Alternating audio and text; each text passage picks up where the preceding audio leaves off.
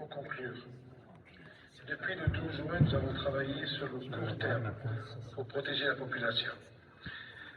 Suspension de policiers, dissolution d'une équipe, enquête sur d'éventuelles ramifications des événements enquêtés.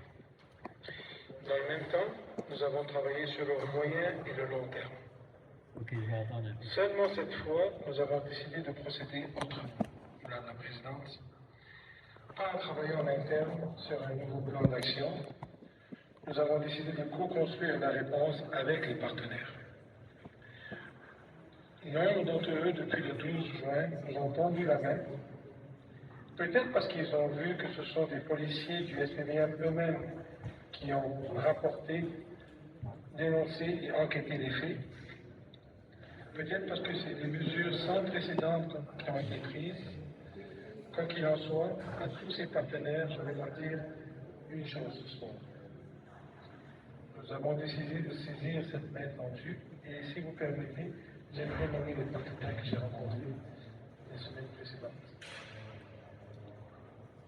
Du groupe de l'Association jamaïcaine de Montréal, la Ligue des Noirs, les citoyens de Montréal-Nord lors de la soirée, je l'ai mentionné tout récemment, une soirée complètement ouverte. Le BADRA,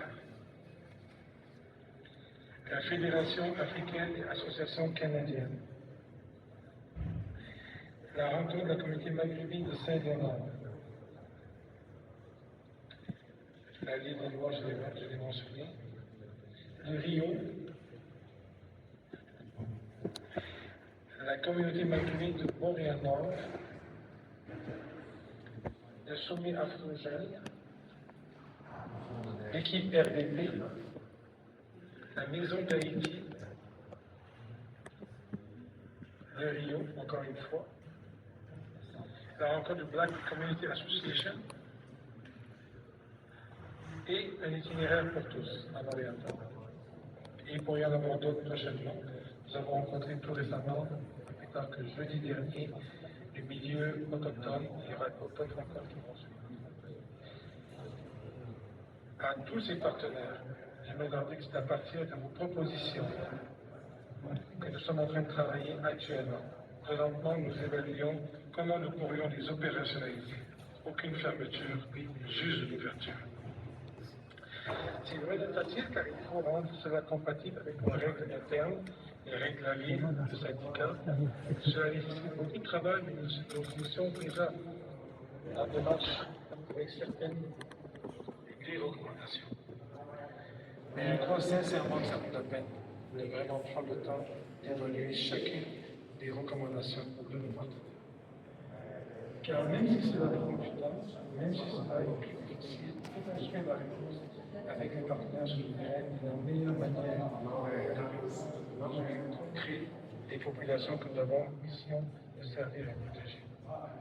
Cela prend du temps? Non. Mais on ne parle pas d'années, et pas du tout.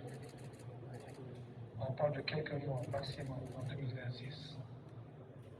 D'ici cet automne, je devrais être en mesure de vous revenir avec cet ensemble de mesures co-construites avec des partenaires. Je voudrais terminer par ces quelques mots. Un changement de culture, je dis souvent, ne se réalise pas par des annonces spectaculaires. Je ne suis pas ce genre de directeur. Il se fait par des dizaines et des dizaines d'actions, beaucoup orientées dans la même direction, et très souvent jamais médiatisées. Surtout, il se fait dans la durée. Car un changement de culture, ce n'est pas un one-man show, surtout pas le mien. Il ne peut se réaliser que si la majorité d'une organisation décide d'embarquer.